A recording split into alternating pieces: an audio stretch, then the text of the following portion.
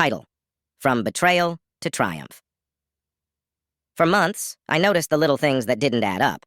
My wife, Emily, who had always been attentive, suddenly seemed distant.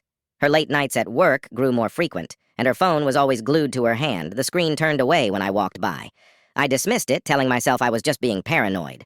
One night, as I lay in bed, she received a text. She claimed it was from a coworker, but the way she smiled at her phone nagged at me. The next day, while she was in the shower, I couldn't resist the urge to check her messages. My heart pounded as I scrolled through her phone. There it was, a string of messages from an unknown number, filled with flirtatious banter and plans that didn't involve me.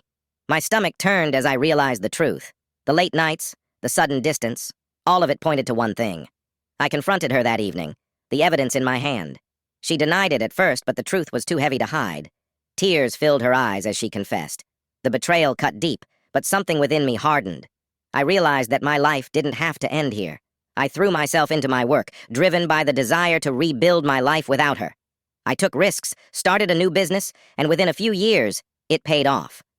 My company took off, and I became a millionaire, my success built on the ashes of that broken relationship.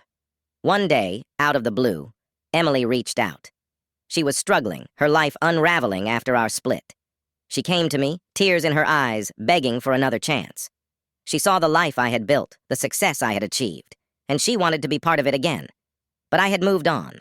I looked at her, the woman who had once betrayed me, and simply said, "I've learned to thrive without you. There's no going back." As I walked away, I realized that the best revenge wasn't in taking her back, but in knowing that I had succeeded despite everything she did to break me.